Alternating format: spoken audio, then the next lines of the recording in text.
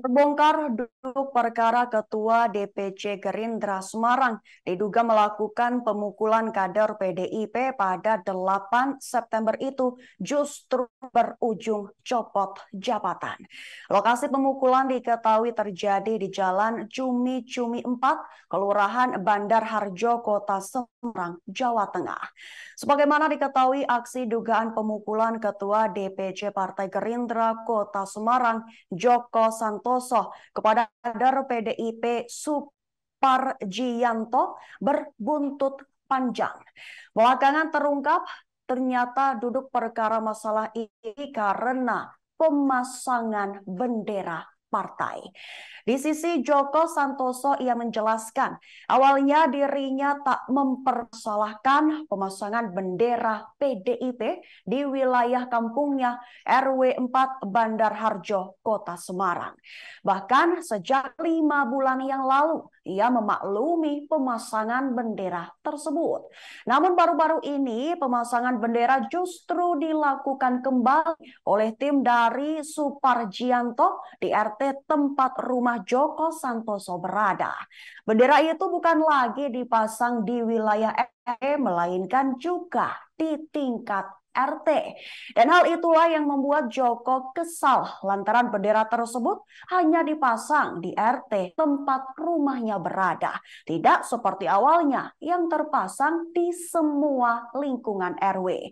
Joko Santoso menilai hal itu tidak mencerminkan adanya etika berpolitik dan justru seolah-olah melecehkan dirinya sebagai anggota dewan yang berasal dari dapil setempat.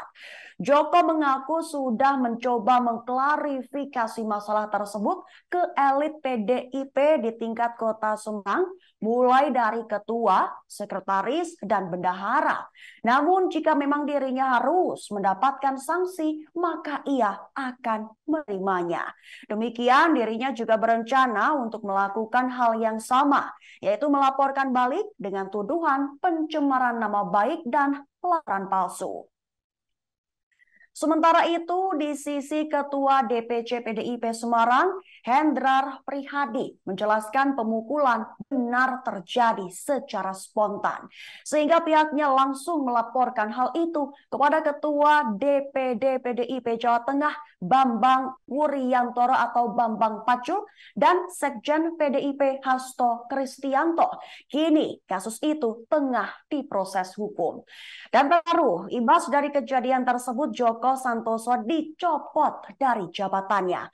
Hal itu dikatakan oleh Ketua Majelis Kehormatan DPP Partai Gerindra Habibur Rahman pada Sabtu 9 September 2023. Adapun sanksi itu diberikan setelah mendengarkan pendapat dari 5 anggota Majelis Kehormatan Partai Gerindra, termasuk menyesuaikan dengan aturan anggaran dasar dan anggaran rumah tangga Partai Gerindra. Joko Santoso pun juga telah mengakui perbuatannya terkait tindak pidana yang dilakukan. Habibur Rahman menyerahkan masalah ini kepada aparat penegak hukum.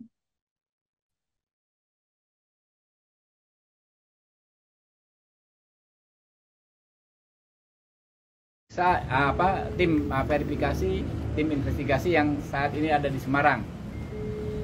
Nah, intinya majelis sudah tadi bersepakat, 5 anggota majelis menjatuhkan putusan bahwa yang bersangkutan bersalah melanggar pasal 68 anggaran rumah tangga Partai Gerindra, yaitu soal jati diri kader Gerindra yang harus berperilaku sopan, rendah hati, dan disiplin.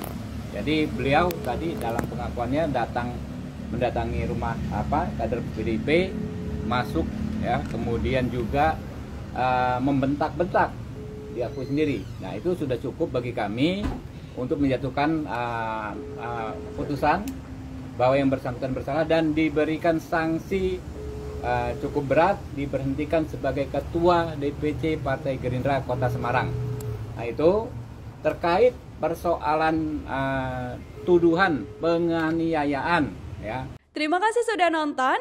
Jangan lupa like, subscribe, dan share ya.